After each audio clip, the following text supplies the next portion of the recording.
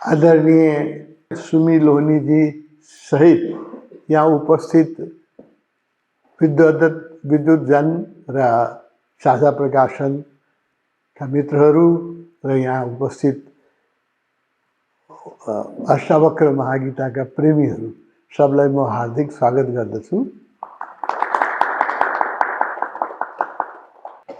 सबैको कल्याण होस्, सबैको मङ्गल होस् र कसैलाई दुःख पीडा नहोस्। यो सनातन संस्कृतिले मात्रै भन्न सक्यो भनेछ र यो सनातन संस्कृतिको जुन प्राण भाषा छ त्यो संस्कृत हो। यो जति इन्डियन सब कन्टिनेन्टमा ल्याङ्ग्वेजहरू विकसित भए अधिकांश कुरो आमा चाहिँ संस्कृत भाषा नै हो। संस्कृत श्लोकहरू सुन्दाखेरि नै ध्यान लाग्छ। भाषा नै यस्तो मिठो छ। ध्यान दिएर तपाईँले राम्रो मान्छेले राम्रो उच्चारण गरिदिएको श्लोक सुन्नुहोस्, त्यसै ध्यान लाग्छ। यस्तो विशिष्ट यो हाम्रो संस्कृत भाषा हो र त्यसमा दुर्लभ ग्रन्थहरू छ। संस्कृत भाषामा उपनिषदहरू छ, गीता छ। त्यो दुर्लभ ग्रन्थमध्ये पनि एउटा महादुर्लभ ग्रन्थ हो, त्यसको नाम हो अष्टावक्र महागीता। यो पुस्तक नेपालमा जन्मेको, जनकपुरमा। मेरो जन्म पनि सौभाग्यले त्यही गाउँमा भएको हो। तर मेरो घरमा हजुरबुवाले डेली गीताको पाठ गर्नुहुन्थ्यो, रामायणको पाठ गर्नुहुन्थ्यो। घरमा धार्मिक पुस्तकहरू सबै थिए, उपनिषदहरू थियो,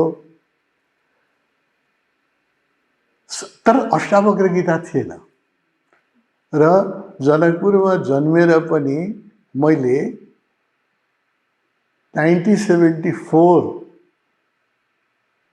जब म 30 वर्षको भएँ, ओशोको चरणको पाउमा बसेर मात्रै पहिलोचोटि नाम सुने अष्टावक्र 1974 हो। त्योभन्दा पहिला जनकपुरमा जन्मेर जनकपुरमा हुर्केर पनि मैले त्यहाँका महर्षि अष्टावक्रको नामै सुनेको थिएन। मैले मात्रै नहोइन, त जनकपुरका धेरै विद्वानहरूले र भारतका पनि धेरै विज्ञहरूले गीतामाथि त हजारौं टीका पाइन्छ।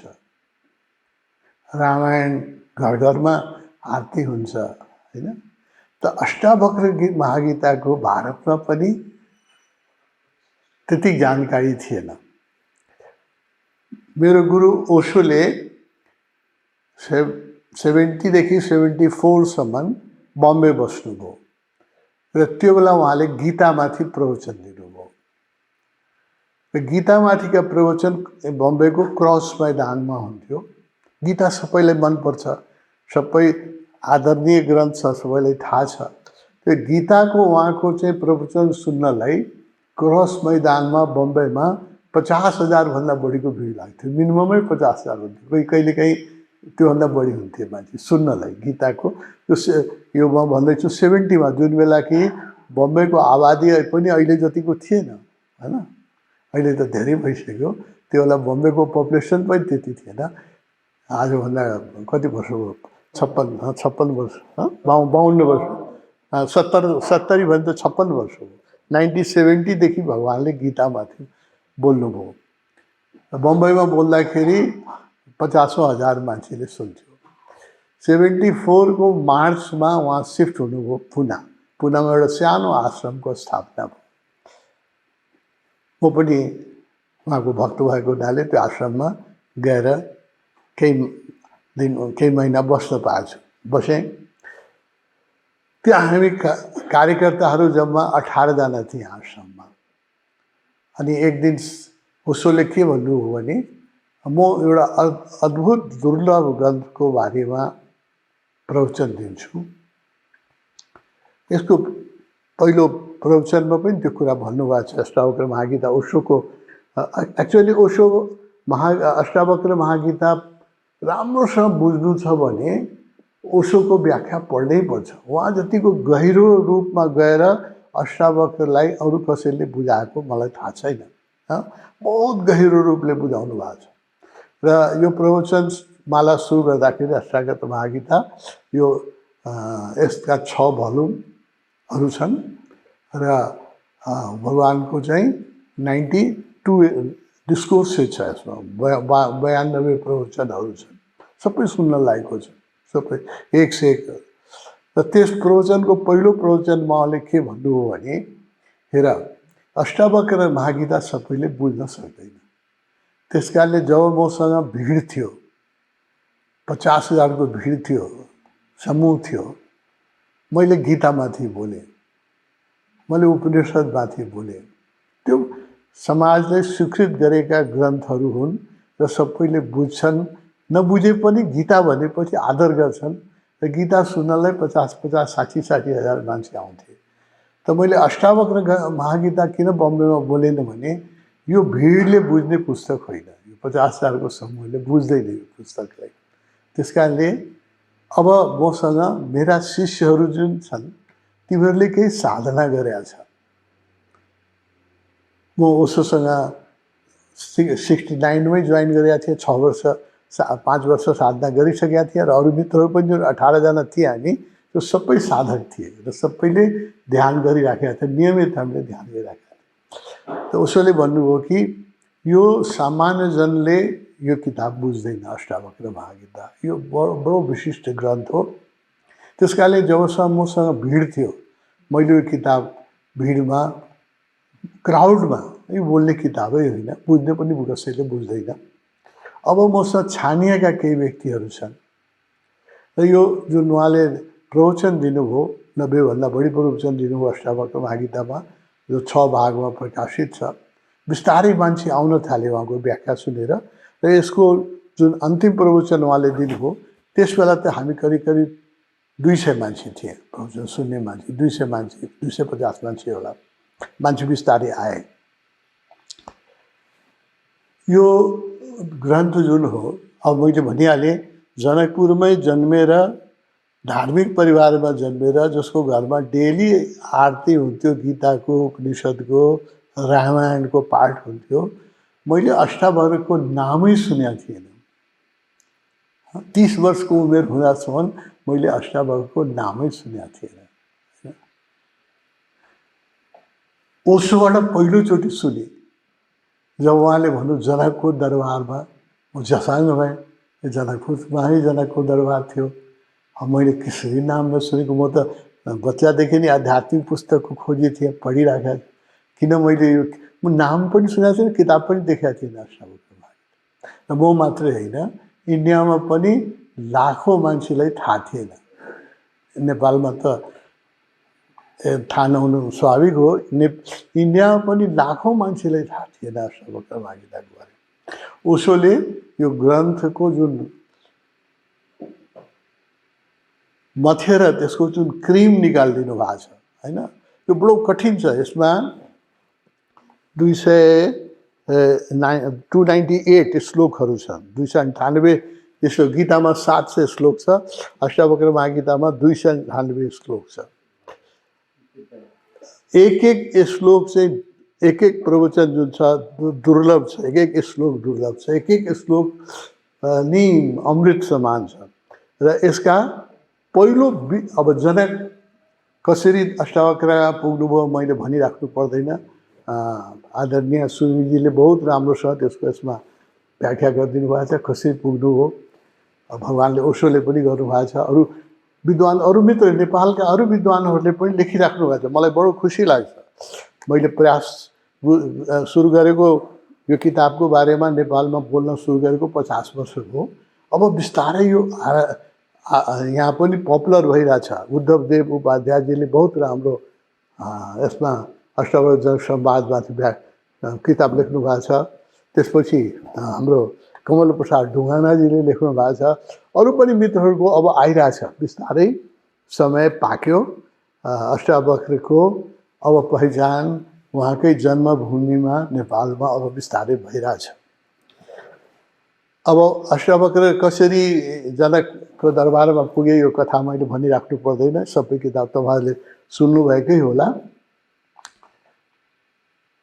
8 अङ्गको भाङ्गो तिङ्गो बालकलाई ज्ञानको कुरा सुनेर जनक प्रभावित भए, बडो प्रभावित भए र जनक दोस्रो दिन अष्टावक्रको आश्रममा गए र उहाँले प्रश्न गर्नुभयो। कस्तो प्रश्न, कति राम्रो प्रश्न गर्नुभयो जो उहाँले सबै पण्डितहरूसँग गरिराख्नु भएको थियो, सबै गुरुहरूसँग सबै विद्वानसँग गरिराख्नु भएको थियो। त्यही प्रश्न गर्नुभयो। के गर्नुभयो? कथम मुक्ति, कसरी हुन्छ मुक्ति, कसरी लाग्छ वैराग्य, कसरी यो जन्म जन्मान्तरको बन्धनबाट मोक्ष प्राप्त हुन्छ, मुक्ति कसरी प्राप्त हुन्छ। यो अध्यात्मका साधकको अन्तिम प्रश्न हो, हैन? मुक्ति कसरी हुन्छ, मोक्ष कसरी, ज्ञान कसरी, ममाथि वैराग्य कसरी, यो संसारको यत्रो आकर्षण छ, यसको बिचमा म वैराग्य कसरी फलित गर्न सक्छु, हैन? यो जनकको अथेन्टिक क्वेसन हो। 3टा प्रश्न हो हाम्रो यो किताब जुन बन्या हो, त्यही तीनटै प्रश्नको उत्तरमा उसले 96 लेक्चर दिनुभएको छ, 6 खण्डमा यो किताब राख्नु भएको छ। यही 3 प्रश्नको वरिपरि घुमिराखेको छ सबै। र यो प्रश्न जुन हो साधकको अन्तिम प्रश्न हो। पहिला त साधकले के सोध्छ भने, मन्दिरमा पनि हामी गएर के सोध्छौँ भने मेरो आयु बढोस्, मलाई रोग नलागोस्, मेरो आय बढोस्, मेरा परिवारका मान्छे सुखी हुन्। सामान्य व्यक्तिहरूले परमात्मासँग माग्ने कुरा यही हो, हैन? बडो विशिष्ट व्यक्तिले जब सबै मागबाट हामी थाक्छौँ, सबै भोगबाट हामी थाक्छौँ, तब यो जिज्ञासा जाग्छ, कसरी मुक्ति होला, कसरी होला मोक्ष, कसरी मैले प्राप्त गरौँला निर्वाण। यो लास्ट क्वेसन हो साधकहरूको जीवनमा उठ्ने। This is the last question. सुरुमा उठ्दैन। सुरुमा मेरो स्वास्थ्य कस्तो राम्रो होस्, हैन? मेरो आय बढोस्, परिवारका मान्छे सुखी हुन्, अरू के विषय मेरो नेपाल सम्पन्न होस्, हैन? नेपाल राम्रो बनोस्, यस्ता भावहरू उठ्छ। तर यो सबबाट मलाई मुक्ति फेरि यो शरीरको जन्जालमा आउनु नपरोस्, मोक्ष प्राप्त होस् र मलाई यो संसारको जो यत्रो आकर्षण छ यसबाट वैराग्य कसरी प्राप्त होस्। यो 3 प्रश्न, यही 3 प्रश्नको उत्तरमा यो महाग्रन्थ लेखिएको छ अष्टावक्र महागीता। र जबसम्म पाठकको मनमा यो 3 प्रश्न मध्ये एक प्रश्न उठ्दैन तबसम्म यो किताब उसले बुझ्दैन, किन्नु पनि बेकार हो, हैन? पहिला त क्वेस्ट हुनु पर्यो। पानी राखेको छ, प्यासै लागेको छैन भने त्यो पानीको के महत्त्व, हैन? यो 3 प्रश्न मध्ये एक प्रश्न उठ्नु पर्यो कमसेकम। कसरी लाग्छ मलाई वैराग्य, यत्रो रागमा यत्रो जन्म लिएँ, यति भड्केँ, अब यो जन्ममा कसरी हुन्छ मैले वैराग्य, या कसरी मेरो हुन्छ मुक्ति, मोक्ष मैले कसरी, ज्ञान कसरी प्राप्त हुन्छ। यो प्रश्न जसको मनमा उठ्दैन त्यसले ओसो यहाँकै नि सुमी लोहनीजीको अष्टावक्र महागीता पानासाना पल्टाउँछ, पढ्छ, राम्रै लेख्नु भएको रहेछ भनेर राखिदिन्छु। त्यसको जीवन रूपान्तरित चाहिँ हुँदैन, जीवन रूपान्तरित हुँदैन। त्यस कारणले म तपाईँलाई के भन्छु भने यदि आदरणीय सुमी लोहनीजीको अष्टावक्र महागीता बुझ्नु छ भने, हैन, पढ्नुलाई त जसले पनि पढ्छ, बुझ्नु छ भने पहिले तपाईँले भागवत गीताको अध्याय 2 पढ्नुहोस्। भागवत गीताको 2 अध्यायमा साङ्ख्य योग छ, हैन? पछि कर्मयोग, भक्ति योग अरू आउँछ। साङ्ख्य योग के हो भने ज्ञान योग, सुनेर मात्रै मुक्त हुने। यो माटोमा जन्मिनुभयो बुद्ध, अष्टावक्र जस्तै 2007 सालसम्म बुद्धलाई पनि यो राष्ट्रमा कुनै सम्मान प्राप्त थिएन। 2007 सालसम्म बुद्धका मूर्ति बनाउने गुबाजुहरू जेलमा जान्थे। राणा शासन जस्तो थियो यहाँ, बुद्धका मूर्ति बनाउने गुबाजु जेलमा पर्थे र बुद्धका यो पहेँलो वस्त्र लगाएर हिँड्ने भिक्षुहरूलाई कि त दक्षिण सीमा कटान गराइन्थ्यो, भारत जाऊ, कि चाहिँ उत्तर तिब्बत जाऊ, हैन। नेपालमा यो अहिले जुन हामी गर्व गर्छौँ, Buddha was born in Nepal, अहिले टुडी खेलमा भन्नुहोस् त कस्तो जोसले युवाहरू कराउँछन् र हजारौँ भिड आउँछ। एयरपोर्टमै हामीले लेखिराखेका छौँ, Buddha was born in Nepal. तर 1950सम्म बुद्धको मूर्ति बनाउने मान्छे जेल पर्थे, हैन। र त्यसको कुनै जीवनमै धेरै भिक्षुहरू 6-6 वर्ष जेल परेको र बुद्धका मूर्ति बनाउनेहरू वहाँ पोखरामा बुद्धको स्तूपा छ।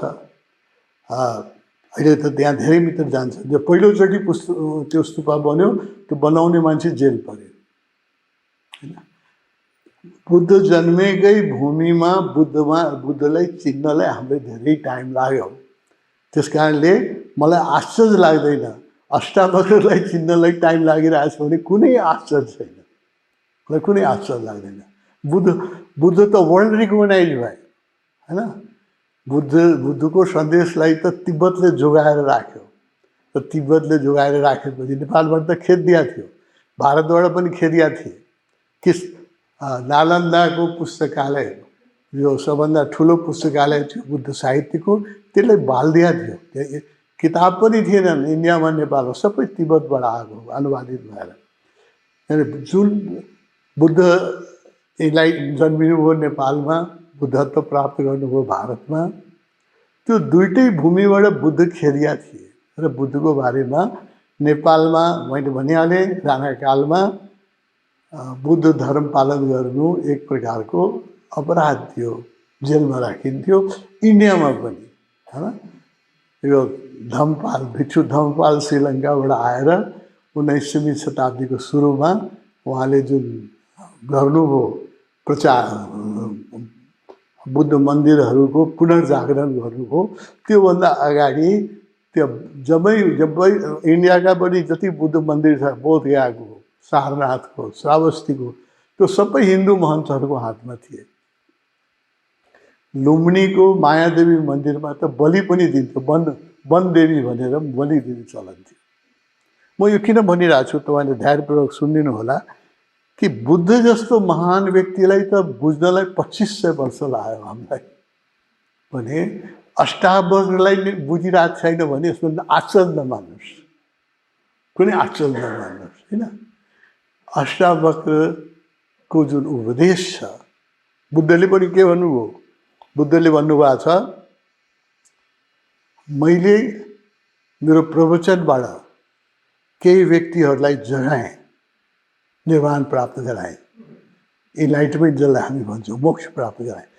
बुद्धको जीवनकालमा जहाँसम्म मलाई जानकारी छ 20 जना व्यक्ति चाहिँ बुद्धका प्रवचन सुनेर, बुद्धका सानिध्यमा बसेर, बुद्धका सँगमा बसेर जागृत भए, इन्लाइटेड भए, बुद्धत्व प्राप्त गरे। भिक्षु त हजारौँ भए, तर बुद्धत्व प्राप्त गर्ने भिक्षु बन्नु जति सजिलो छैन नि, बुद्धत्व चाहिँ 20 जनाले प्राप्त गरे बुद्धको जीवनकालमा। बुद्धले भन्नुभएको छ, जो पाकेका थिए मेरो प्रवचन सुनेरै जागे, यस्ता थिए। सारीपुत्र जस्तो व्यक्ति बुद्धको नजिकमा आएर 7 दिनभित्रै इन्लाइटेड भयो, साधनै गर्नु पऱ्यो, महामौद्गल्य ल्यान। 2 हप्ता सारीपुत्रपछि 3 हप्ता अरू बसेर उहाँ पनि जागे, होइन। त्यस्ता व्यक्तिहरू पनि थिए, सारीपुत्र, महामौद्गल्य जस्ता व्यक्ति थिए जो बुद्धका प्रवचन सुनेरै जागे, जस्तो राजा जनक हुनुहुन्थ्यो। बुझ्नुहोस्, होइन। बुद्धले के भन्नुभयो भने जो मेरा प्रवचन सुनेर जति जाग्न सक्थे त्यसलाई श्रोता भन्छ, जो राम्रो श्रोता हो, होइन, श्रोतापन्न हुन्छ, सुनेरै मात्रै प्राप्त गर्छ। त्यस्तो श्रोताहरू चाहिँ जो थिए, जो सुन्न सक्थे मेरो प्रवचन, त्यस्तो व्यक्ति त मेरो प्रवचन सुनेरै जागे। उनीहरूको लागि धर्मको आवश्यकता छैन, तर अब जुन बाँकी छन् त्यसको लागि म पञ्चशील र अष्टशील दिन्छु। अब उनीहरूले अनुशासन पालन गर्नुपर्छ, साधना गर्नुपर्छ, ध्यान गर्नुपर्छ। कसले गर्नुपर्छ? जसले साङ्ख्य सबभन्दा हामीहरूको जुन शास्त्र छ, त्यो भक्ति शास्त्र छ, योग छ, तन्त्र छ, ज्ञान, अनेक शास्त्र छन् हाम्रा। त्यसमा सबभन्दा सर्वोपरि जो छ साङ्ख्य छ। साङ्ख्यमा के छ भने understanding is enough, you have not to do anything. केही गर्नु पर्दैन, बुझ्नु भने पर्याप्त छ। यसलाई साङ्ख्य भन्छ। जो त्यस कारणले म के भन्छु भने लोनीजीले बहुत मेहनत गरेर किताब तयार गर्नुभएको छ, तर यसलाई बुझ्नलाई हामीले पनि आफूलाई तयार गर्नुपर्छ। यो पढेर बुझिँदैन। पढेर छपाई राम्रो छ, लेख्नु पनि राम्रै भाषा लेख्नु भएको छ, ठिकै छ भन्ने जस्तो लाग्ला, तर यसको मर्म चाहिँ बुझिँदैन, होइन? मर्म बुझ्नलाई जीवनमा केही चाहिँ समझदारी हुनुपर्छ। र त्यो त्यस कारणले म, हजुर त विद्वान हुनुहुन्छ, त्यो मेरो प्रवचन अरू नेपाली पनि सुन्ला।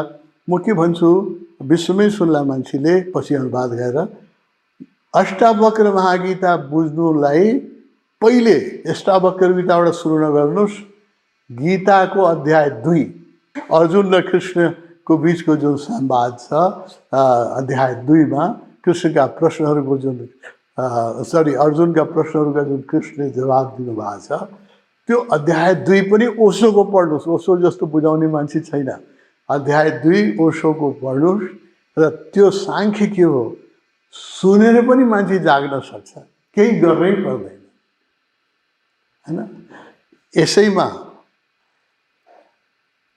बुद्धका जो व्यक्ति भिक्षु थिए सुनेरै जागे, धेरै छ स्वीकृति।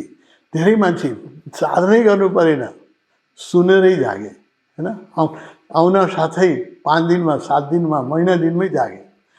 अरू अहिले 20औं वर्षदेखि साधना गरिराखेका छन्। ओशोसँग अहिले 56 वर्षदेखि साधना गरिराखेका छन्। ध्यान प्रत्येक दिन ध्यान गर्छु, अहिले पनि ध्यान गरेर आएको छु, तर ज्ञान प्राप्त भएको छैन। सामान्य व्यक्तिलाई बुझ्नलाई टाइम लाग्छ, बहुत टाइम लाग्छ।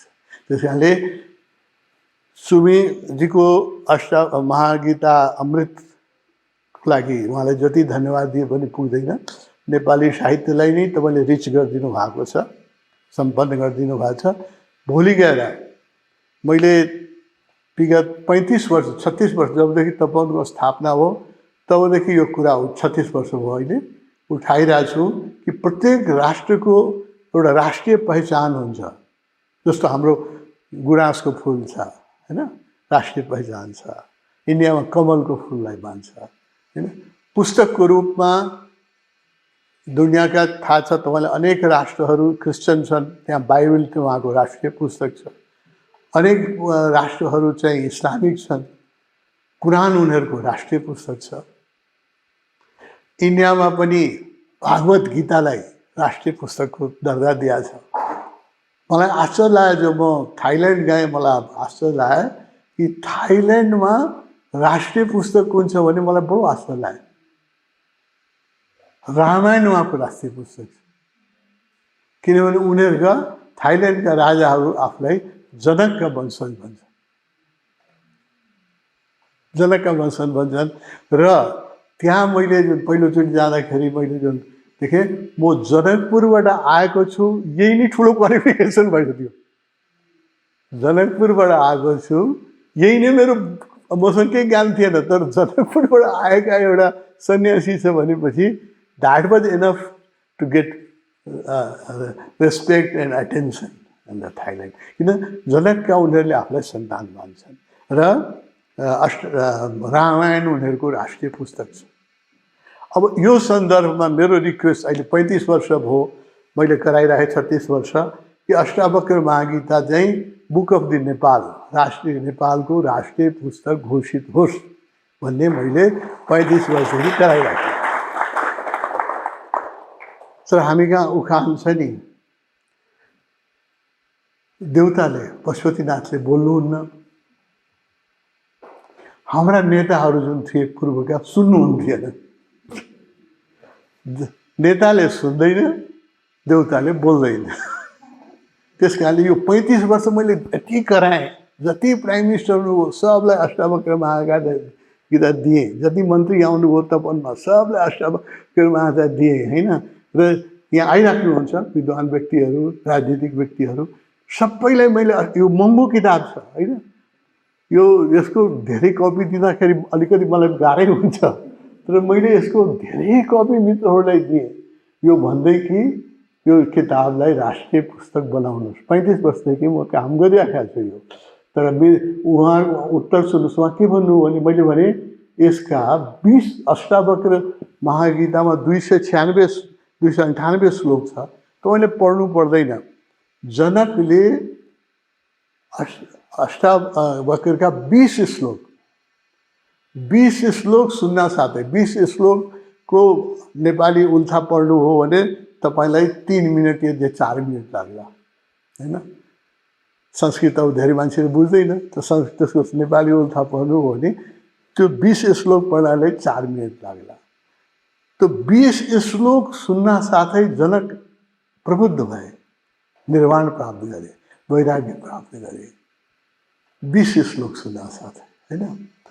त्यसका यो दुर्लभ किताब हो, यो बाइबलभन्दा पनि कीमती छ, यो गीताभन्दा पनि। ओशोले त गीतालाई भागवत गीता भन्नुभयो, यसलाई महागीता भन्नुभयो। यो महागीता नाम दिएको ओशोले हो। यसको पहिले नाम अष्टावक्र संहिता थियो यसको नाम। ओशोले यसको नाम महागीता थियो। महागीता कसैले भनेको थिएन, गीताभन्दा ठुलो हिन्दूले कसरी भन्ने होइन।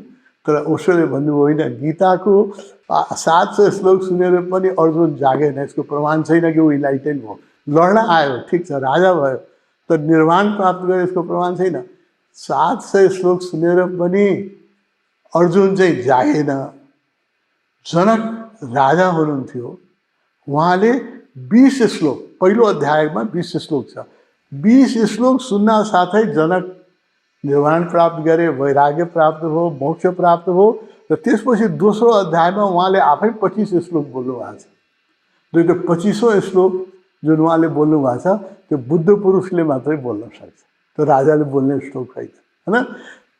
4 मिनटमा राजा जनक प्रबुद्ध भए। अब यस्तो पुस्तक नेपालमा जन्मियो, यस्तो राजा नेपालमा जन्मिए, यस्तो ऋषि नेपालमा जन्मियो अष्टावक्र। यो नेपालको लागि गौरवको कुरा होइन। अनि यो किताबलाई यदि जो म भन्छु राष्ट्रिय पुस्तक घोषणा गरौँ भने के गलत बोल्छु म? योभन्दा नेपालमा जन्मिएको कुनै किताब योभन्दा माथिको मैले देखेँ भने त्यसलाई म भन्छु, तर मैले देखाएको छैन। त्यस कारणले यो राष्ट्रिय पुस्तक घोषित हुनुपर्छ। मेरो 35 वर्षको ह्यू एन्ड क्राई अहिलेसम्मको सरकारले सुनेन। नेताजीहरूले मलाई के मैले भने नि 20 श्लोक सुनेर भलुवनमा भगवानको छ त्यो 6 ओशोको 5 प्रवचनमै त्यहाँ अडाएको छ। त्यो 5औं प्रवचन सुन्नुहोस् न, मैले क्यासेट पनि दिएँ, किताब पनि दिएँ। अनि उहाँहरूको वक्तव्य के आयो भने खै मैले त तपाईँको सबै पढेँ, कहाँ बुद्धत्व भयो?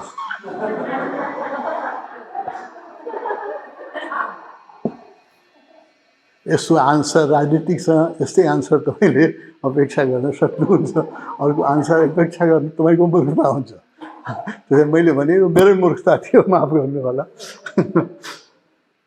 बुझ्नुहोस् यो। अब म फेरि भन्छु, अष्टावक्र गीता अहिले मेरो मित्रले भन्नुभयो नि, अष्टावक्र महागीता बुझ्नलाई ध्यान गर्नुपर्छ। ध्यान मात्रै गरेर पुग्दैन। एक्चुअली भनौँ भने अष्टावक्र महागीता त ध्यानभन्दा माथिको कुरा हो। त्यो त जनक कुनै ध्यान गरेन नि, उहाँ त खालि आएर उसले जिज्ञासा गर्यो, कसरी हुन्छ मोक्ष, कसरी हुन्छ मुक्ति, कसरी प्राप्त गर्छु म निर्वाण, कसरी मलाई वैराग्य लाग्छ। त्यो जिज्ञासा पाकेको हृदयबाट जिज्ञासा आएको थियो। किनभने उहाँ बच्चादेखि नै विद्वानहरूसँग यो प्रश्न गर्दै आइराख्नु भएको थियो। उहाँको भित्र पूर्वजन्मका संस्कार थियो, पूर्वजन्मको साधनाको तपस्याको संस्कार थियो। प्रत्येक उहाँको दरबारमा आउने पण्डितहरूसँग उहाँ त्यही प्रश्न गर्नुहुन्थ्यो, कसैको जवाबबाट उहाँलाई निर्वाण प्राप्त भएको थिएन। अष्टावक्रको 20 श्लोक सुनेपछि के भयो, उहाँलाई समाधि लाग्यो।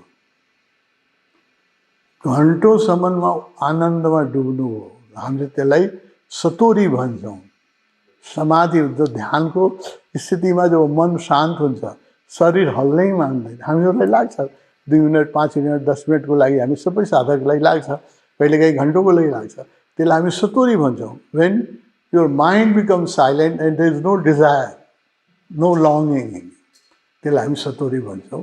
त्यो साधकहरूलाई हामीलाई अनुभव हुन्छ।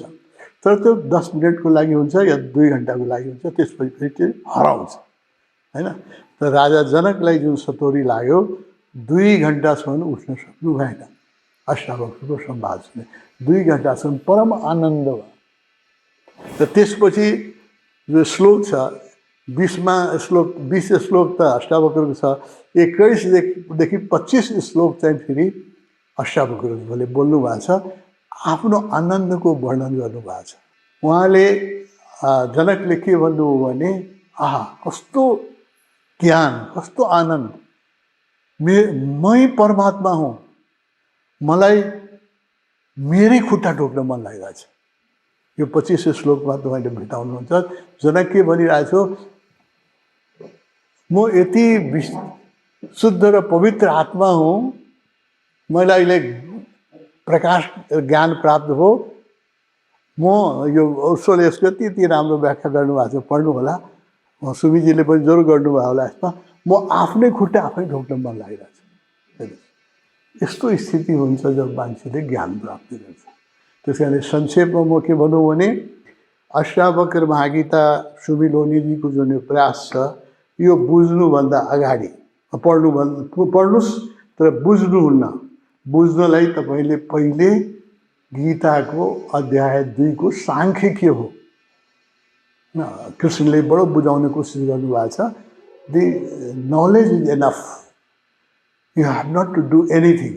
यो यसैमाथि अष्टावक्रकै यही पहिलो किताब अष्टावक्रकै हो, जसमा क्रिया चाहिँदैन, समझदारी काफी छ। पहिलो किताब विश्वको।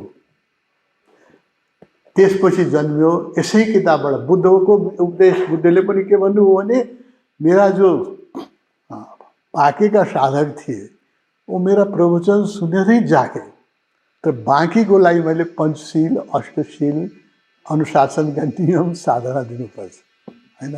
तो सेकेन्ड ग्रेडका जो डिसाइपल हुन्छन् उनीहरूले साधना गर्नु। म पनि त्यसैमा छु। मैले पनि उसोलाई सुनिरहेको छु, 56 वर्षदेखि जागेको छैन। तर हाम्रो विभाजन यसरी हुन्छ, होइन। त्यस कारणले मेरो बिन्ती के छ भने, यो महागीता पढ्नलाई साँच्चै तपाईँले आनन्द लिन चाहनुहुन्छ भने ओशोको महागीता सुन्नुहोस्। हिजोआज पढ्ने बानी मान्छेको कम भयो। हामीसँग क्यासेट छ, हामी तपाईँलाई सिडी दिन्छौँ या तपाईँको मोबाइलमा राखिदिन्छौँ। अहिले नै राखिदिन सकिन्छ तपाईँको मोबाइलमा, हामी अहिले नै राखिदिन सकिन्छ। अष्टावक्र महागीताका जो 298 श्लोक छन्, जुन ओशोले 90-92 प्रवचन दिनुभएको छ, त्यो सुन्नुहोस्, होइन। बडा आनन्द आउँछ। र सबै सुन्न पनि जरुरी छैन। अध्याय 1 मा ओशोका 10 प्रवचन छ। 10 प्रवचनमा 6वटा प्रवचन ओशोले दिनुभएको छ। 7, 8, 9 जुन छ त्यो जनकको आनन्दको प्रस्फुटन छ। जनकले भनिराख्नु भएको छ, मलाई भयो गुरु, मैले प्राप्त गरेँ। त्यो पनि बडो अद्भुत छ। त्यस कारणले भोल्युम 1 मात्रै पढ्नुभयो भने पनि पुग्छ। ओशोको जुन भोल्युम 1 छ, यही मात्रै पढ्नु। त अलिकति विश्रामपूर्वक चित्तलाई, मनलाई विश्राम, यति चित्त विश्रान्ति भन्छ नि, चित्तलाई विश्राम दिएर, मनलाई मौन गरेर, शान्त भावले, पोजिटिभली पढ्नुभयो भने यो 1 भोल्युम नै पर्याप्त छ। दोस्रो भोल्युम पढ्नु पर्दैन। भोल्युम 1 का जुन 10 प्रवचन छ, यसले तपाईँको जीवनमा केही न केही परिवर्तन ल्याइदिन्छ।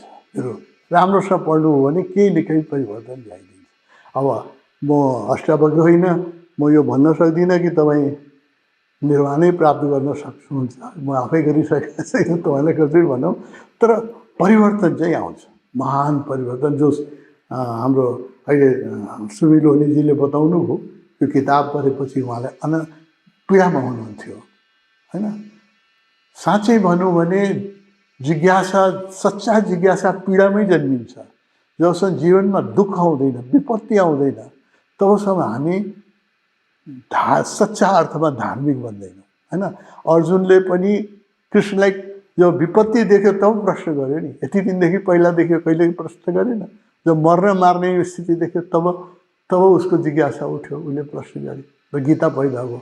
युद्धको मैदानमा गीता पैदा भयो, त्यो घरमा पैदा हुन सक्दैन, मन्दिरमा पैदा। बुझ्नुहोस्, गीता मन्दिरमा जन्मिँदैन, गीता जन्मिन्छ युद्धको मैदानमा, जहाँ जीवनमा मृत्युको ताण्डव छ, खतरा छ, त्यहाँ चाहिँ गीता जन्मिन्छ। त्यस्तै अष्टावक्र महागीता पनि बुझ्नलाई हामीले जीवनलाई अलिकति साधनामय बनाउनुपर्छ। अब साधनामय कसरी बनाउने? ओशोले 600 ध्यानका विधिहरू दिनुभएको छ, 600 टेक्निक्स अफ मेडिटेसन, हामीसँग किताबहरू छ। तर त्यो सबै पछि भने ओशोले के भनिदिनु भएको छ, यो तिमीहरूको तयारीको लागि हो।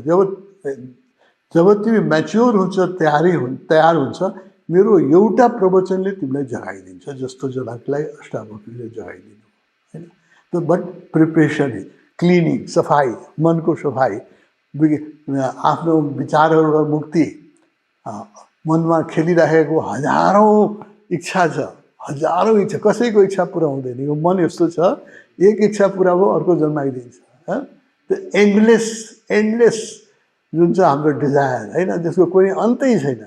र मनमा, शरीरमा नभए पनि मनमा चलि नै रहन्छ। मन्दिर पशुपतिनाथ गए पनि मन चाहिँ कहीँ अरू पसलमा हुन्छ, कहीँ अफिसमा हुन्छ।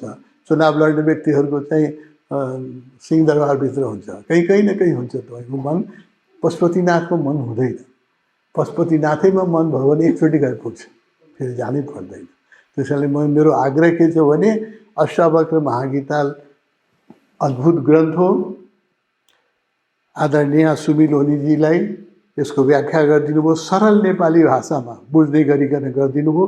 पुरै किताब नपढे पनि त्यसको रस तपाईँले यसमा पाउनुहुन्छ। यसमा उहाँले सार, मैले पनि पढेँ, सार राखिदिनु भएको छ। तर त्यो सार डाइरेक्ट हामी कहाँ बुझ्छौँ? पढेर बुझिँदैन। त्यसलाई पढेर बुझ्नलाई तपाईँ मेरो आग्रह के छ भने साँच्चै तपाईँ जनक जस्तै जिज्ञासा जगाउनुहोस् आफ्नो भित्र, कसरी हुन्छ भइरहेको। अहिले जनकका धेरै कथाहरू यहाँ मित्रहरूले भनिराख्नु भएको छ कि दरबारमा उहाँले भन्नुभयो नि कि यो पण्डितहरू चाहिँ अन्धो छन्, चमार छन्, चम्राकार छन्, उनीहरू मेरो शरीर मात्रै देखिरहेछ, हाँसिरहेको छ, शरीर बाङ्गोतिङ्गो छ, मेरो आत्मा देख्न सक्दैन, मेरो ज्ञान देख्न सक्दैन। यसको बिचमा तपाईँलाई कसरी ज्ञान हुन्छ? यो कुरा अष्टावक्रले जनकलाई कति वर्ष अगाडि भन्नुभयो? 8000। रामको काल त निर्धारितै छैन, कृष्णको हामी भन्छौँ 5000 वर्ष पूर्व। रामको त जन्म काल निर्धारित छैन, विवाद छ, कोही 7500 भन्छ, कोही 8000 भन्छ। 8000 वर्ष पूर्व यो कुरा भन्नुभयो अष्टावक्रले राजा जनकलाई। यो ब्राह्मणहरूको दरबार वा भिडमा यिनीहरू चाहिँ छाला मात्रै देख्छन्, मेरो बाङ्गोतिङ्गो शरीर देख्छ, मेरो ज्ञान देख्दैन। यसमा तपाईँलाई ज्ञान प्राप्त हुन सक्दैन। 8000 वर्ष पहिला पुरोहितहरूलाई जुन गाली गर्नुभयो अष्टावक्रले, त्यसको रिस जनकपुरका पुरोहितहरूमा अहिलेसम्म छ।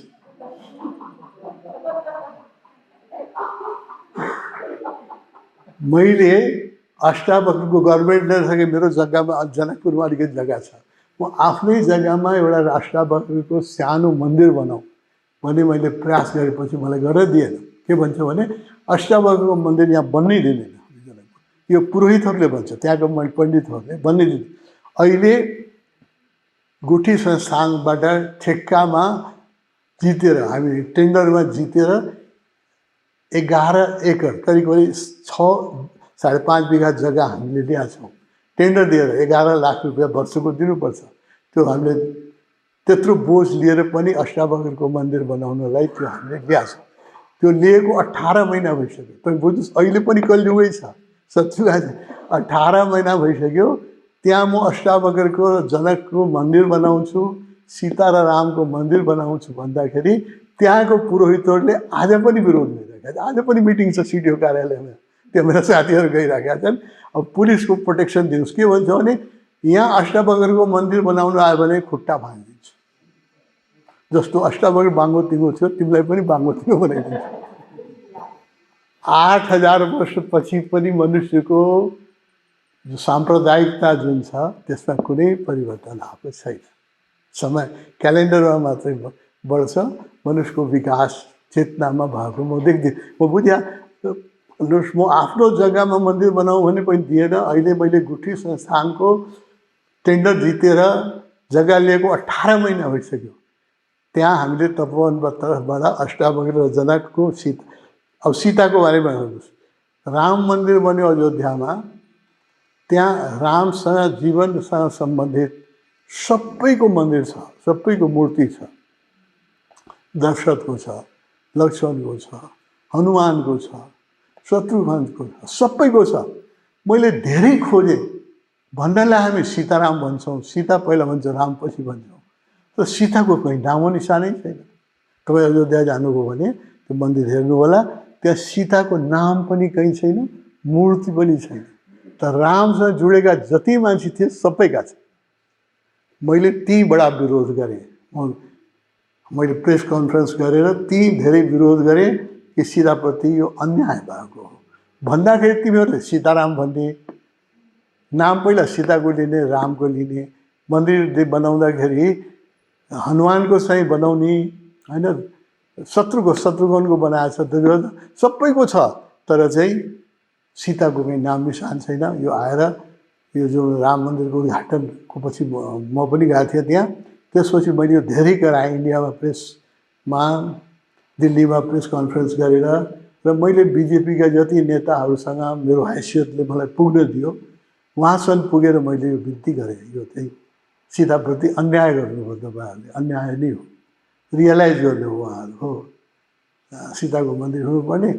त्यसको मेरो क्लास फेलो, मेरो मित्र हुनुहुन्छ, बिहारको चिफ मिनिस्टर हुनुहुन्छ नीतिश कुमार, मेरो आत्मीय मित्र हुनुहुन्छ। हामी होस्टलमा एउटै कोठामा बसेका हौँ। उहाँसँग मैले बिन्ती गरेँ। उहाँले भन्नुभयो यो गल्ती भएको हो, म पैसा निकासा गर्छु, तिम्रो जनकपुरमा बनाउन दिन्छ मलाई भने त म जनकपुरमा बनाउँथेँ। त मलाई जनकपुर, म त सेन्ट्रल मिनिस्टर होइन, बिहारको मिनिस्टर हो। मलाई फरेन अफेयर्समा बोल्ने अधिकार पनि छैन। त्यस कारणले जनकपुरको नजिकमा सीतामढीमा उहाँले 4 अरब रुपियाँ निकासा गरिदिनु सीताको मन्दिर बनाउनलाई। 4 अरब।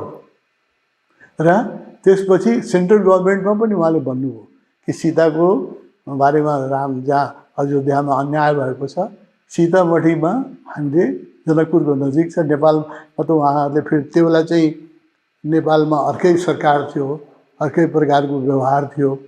उनीहरूले त राम अयोध्यामा जन्मेकै होइन भन्ने पनि कुरा उठिराखेको थियो। त्यस कारणले इन्डियनहरूले पनि रिस थियो त्यो कुरा, होइन। राम अयोध्यामा होइन नेपालमा जन्मेको कुरा भइराखेको थियो।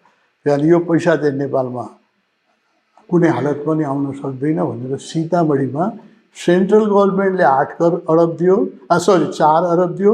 बिहार गभर्मेन्टले नीतिश कुमारले 4 अरब दिनुभयो। उहाँकै उद्घाटनमा 8 अरबको सीतामढीमा विशाल होल टाउनसिप बन्दैछ सीताको नाममा। होल टाउनसिप जानु भने एकचोटि हेर्नु होला। र सीतामढीलाई अब अयोध्यासँग डाइरेक्ट ट्रेनबाट, फास्टेस्ट ट्रेनबाट जोड्दैछन्, जसबाट कि अहिले इन्डियामा जुन राम्रो ट्रेनहरू बनेको छ, वन्दे भारत 200 किलोमिटर पर आवरको स्पिडमा हिँड्छ भने त्यो 3 घन्टामा अयोध्याबाट मान्छे सीतामढी आउन सक्छ। यसरी जोड्दैछ। तर नेपालमा केही भएन भनेर मैले गुठी संस्थानमा टेन्डर लडेर जग्गा लिएँ। 11 एकर जग्गा लिएँ।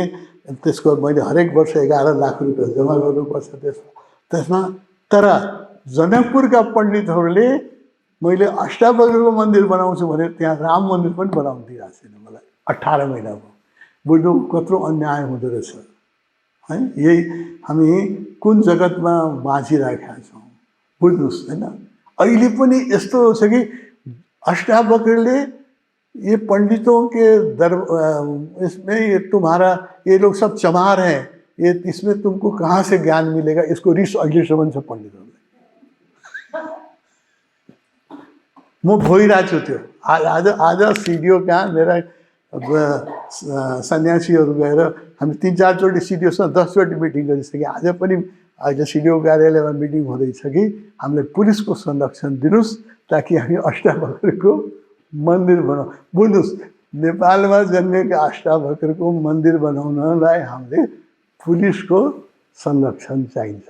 कस्तो छ अन्याय अष्टावक्रप्रति र कस्तो छ अन्याय जनकप्रति र कस्तो छ अन्याय ज्ञानप्रति वैराग्यप्रति। बुझ्नुहोस् कुन कुन युगमा हामी बाँचिरहेका छौँ। जस्तो यो युगमा सुमिलोनी आदरणीय सुमिलोनीजीलाई धेरै धन्यवाद दिन्छु। उहाँले यो अमृत महागीता अमृतै नाम बहुत मिठो नाम दिनुभएको छ। यसमा जुन अष्टावक्र जनकको संवादलाई संक्षेपमा उहाँले प्रत्येक परिच्छेदमा एक परिच्छेदमा के भयो राम्रोसँग नेपाली भाषामा लेखिदिनु भएको छ। म चाहन्छु कसैले यसको इङ्ग्लिस अनुवाद गरोस् छिटै र त्यो किताबलाई म फेरि एकचोटि प्रयास गर्छु। किन अहिले गभर्मेन्ट चेन्ज भएको छ, धेरै कुरा चेन्ज भएको छ, सायद कानमा सुनिन्छ कि भन्ने आशा जागेको छ। आशा मात्रै हो। त्यस कारणले त्यो सुन्यो भने यसलाई राष्ट्रिय पुस्तक घोषणा गराउँ होइन। राष्ट्रिय पुस्तक घोषणा गराउनलाई यसको इङ्ग्लिस अनुवाद चाहिन्छ। किनभने यहाँ जो विदेशी आउँछन् हाम्रो प्रधानमन्त्रीले उसलाई इङ्ग्लिसमै गीताको पनि जुन इन्डियामा दिन्छ इङ्ग्लिस अनुवादै दिन्छ। उसले संस्कृत के बुझ्ला होइन। त्यस कारणले म तपाईँहरूसँग आज आग्रह गर्दैछु यसको छिटै इङ्ग्लिस अनुवाद होस्, राम्रो अनुवाद गराउनुहोस् र यो चाहिँ बुक अफ नेपाल घोषणा गर्ने जुन हामीले प्रयास गरिरहेका छौँ तपाईँले मलाई यसमा सहयोग दिनुहोस्। र तपाईँहरू सज्जन व्यक्तिहरूको जुन विचार हुन्छ मलाई त्यो विश्वास छ हामी शरीर मरेर जाला। म त मरेर जान्छु निश्चित छ। 83 वर्षको भइसकेँ, कति होला जान्छु होला, तर मेरो विचार चाहिँ मर्दैन यो मलाई विश्वास छ। यो अष्टावक्रको मन्दिर जनकपुरमा बनेरै छाड्छ।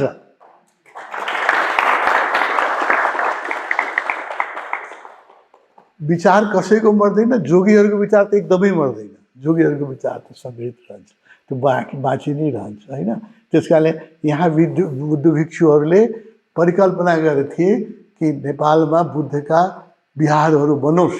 राणाकालमा भन्ने मान्छेलाई पनि सीमा कटाइदिन्थ्यो।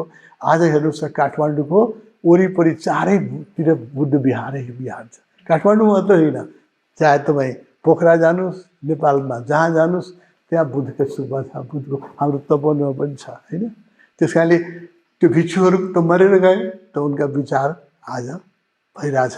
म मरेर जाउँला निश्चितै छ, एकै चिज त निश्चित छ। त्यस कारणले डेथ पार्क बनाएको छ। The only one thing is certain is death. अरू कुनै चिज सर्टेन छैन। भोलि के हुन्छ भन्न सकिँदैन। मृत्यु चाहिँ हामी सबैको अवश्य हुन्छ, निश्चित छ होइन। यसलाई हामी स्वीकार गरेर त्यस कारणले मृत्यु पार्क तपाईँ गएर हेर्नु होला। तब बनाएका छौँ। त्यो मेरो लेख पनि आउँदैछ। मैले किन मृत्यु पार्क बनाएँ भनेर किताब पनि आउँदैछ, किन हामीले डेथ पार्क बनायौँ त्यो हेर्नु होला। हामी तपाईँको राम्रो विचार मर्दैन। तपाईँले विचार गरिदिनुहोस्, मेरो प्रस्तावलाई समर्थन गरिदिनुहोस्। आज पण्डितहरूले बनाउन नदिए पनि एक दिन जनकपुरमा भव्य मन्दिर, मेरो अष्टावक्र जनकको भव्य मन्दिर परिकल्पना छ। म भिख माग्छु, नेपालीको घर घरमा गएर कचौडा लिएर म माग्छु। एक रुपियाँ नेपालीले दियो भने 3 करोड रुपियाँ आउँछ होइन। 3 करोडमा त मन्दिर बन्छ नि। म भिख माग्न तयार छु, खालि पण्डितजीहरूबाट जीव ज्यानको सुरक्षा पाऊँ।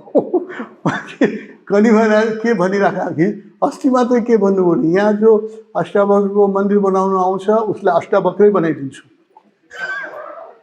खुट्टा भाँचिदिन्छु भन्नुहुन्छ। हेर्नुहोस् यो कुन नेपालमा कुन युगमा हामी जिइरहेछौँ अनुवाद गर्नुहोस्।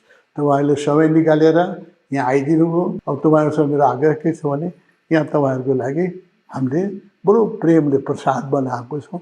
त्यो प्रसाद जरुर ग्रहण गर्नुहोला। यहाँ मन्दिरहरू छ, 8वटा मन्दिर छ। शिवको मन्दिर छ, बुद्धको मन्दिर छ, रामकृष्णको मन्दिर छ, रमण महर्षिको मन्दिर, 8वटा मन्दिर छ। शिवपुरी बाबाको मन्दिर छ। 2-2 मिनट भए पनि यो मन्दिरहरू घुम्नु होला। तपाईँको 16 मिनट म माग्दैछु। ओशोका किताबहरूको स्टल यहीँ बाहिर छ, एकचोटि हेर्नु होला। अष्टावक्रदेखि लिएर गीतादेखि लिएर ओशोका सबै मैले पनि 8-10वटा किताब लेखाएको छु, त्यो पनि छ। तपाईँहरूलाई जुन रुचि लाग्यो भने एउटा किताब पनि लिएर जानुभयो भने ओशोको सुगन्ध तपाईँको घरमा पुग्छ र त्यो सुगन्धले भोलि ठुलो काम गर्छ। म जस्तो अकिञ्चनको यति धैर्यपूर्वक मेरा कुराहरू सुनिदिनु भयो, म साह्रै अनुग्रहित छु। र आदरणीय सुमितिलाई कति बधाई दिउँ यो सुन्दर पुस्तक लेखिदिनु भएकोमा। साझा प्रकाशनसँग मेरो आग्रह छ, यसको नेपाली ट्रान्सलेसन छिटो प्रकाशित गर्नुहोस्। तपाईँहरू गर्नुहुन्न भने हामी गर्छौँ, तपाईँ गर्नुभयो भने बेटर हुन्छ। र त्यसमा लेखिदिनुहोस् फ्युचर बुक अफ नेपाल। यो कथा तपाईँहरूलाई सबलाई सुन्नुभएको छ, म दोहोऱ्याउँदिनँ कि जनकले चाहिँ जनकको दरबारमा जुन कसरी अष्टावक्र र जनकको संवाद भयो, यसको अर्को पक्ष छ, बहुत मिठो छ, यो म भन्न चाहन्छु। त्यसपछि के हो भने राजा जनक बराबर अष्टावक्रको आश्रममा जाउन, यो कहीँ तपाईँ पाउनुहुन्न, यो ओशोको उसमा मात्रै पाउनुहुन्छ। राजा जनक बराबर चाहिँ जान थाल्नुभयो अष्टावक्र कहाँ र घन्टौँ ध्यान लाग्थ्यो, घन्टौँ बस्नुहुन्थ्यो। पण्डित त पण्डितै हो, अष्टावक्रका जो शिष्य थिए पहिला त 52 बाहेक अरूलाई दीक्षा दिने चलन थिएन। 52 क्षेत्रीय बाहेक अरूलाई त दीक्षै दिन्थेन। सबै खस जातिका उच्च जातिका मान्छेहरू थिए। उनीहरूलाई चाहिँ यो राजा आएर घन्टौँ यहाँ बस्छ मन परेन। अनि के भन्न थाल्यो भने राज सञ्चालन कसरी गर्ने? राजा आएर जोगीको आश्रममा 4-4 घन्टा बसिदिनु भने राजसभा कसरी सञ्चालन हुन्छ? यो ठिक छैन। तपाईँले उहाँलाई चाहिँ यति बेर चाहिँ आफ्नो आश्रममा बस्नु नदिनुहोस्। ऊ त राजा हो, उसको त जोगी थोरै हो, उसको त 5वटा श्रीमती छ। यत्रो चाहिँ उसको दरबारमा सुन्छ, उसको दरबारमा नर्तकीहरू छ, नाच्छन्। यहाँ आएर पो तपाईँसँग मिठो कुरा गर्छ, ऊ त महाभोगी हो भनेर हाम्रै जो पण्डितजीहरूले मेरो खुट्टा भाँच्ने कुरा गरिराख्नु भएको छ, पण्डितजीहरूका दादाहरू परदादाहरू हुनुहुन्थ्यो। उहाँहरूले के भन्नुभयो भने यो जनकलाई यति महत्त्व नदिनुहोस्, तपाईँ किन यो घन्टौँ समय दिनुहुन्छ? उसको राजकाज काम गर्ने मान्छे हो, ऊ त विलासी मान्छे हो, हामी जस्तो त्यागी थोरै हो। उसको त 5वटा श्रीमती छ, यति धन छ हैन। अनि अष्टावक्रले के भन्नुभयो भने ठिक है, तिमीहरू हेर्दै जरा, तिमीहरूले हेर्छ। एक दिन के भएछ भने जनक अष्टावक्रको अगाडि बसिराख्नु भएको थियो। उहाँको दरबारमा कतै कुनै कुनामा आगो लाग्यो। अनि सैनिकहरू दौडेर आए। के भन्यो भने सरकार अब जनक चाहिँ सतोरीमा हुनुहुन्थ्यो, ध्यानको सतोरी अवस्थामा गहिरो अष्टावक्रको पाउको नजिक बसेर गहिरो ध्यानमा गुरुको पाउमा डुबिराख्नु भएको थियो। मन्त्रीहरू त्यो सिपाहीहरू आए के भने सरकार आगो लाग्यो, उहाँ मन्दिरमा दरबारमा आगो लाग्यो। अनि उहाँ गहिरो ध्यानमा हुनुहुन्थ्यो, आँखा खोल्नुभयो। उहाँले के भन्नुभयो, हेर आगो बुझाउने त तिमीहरूले हो, मैले त होइन।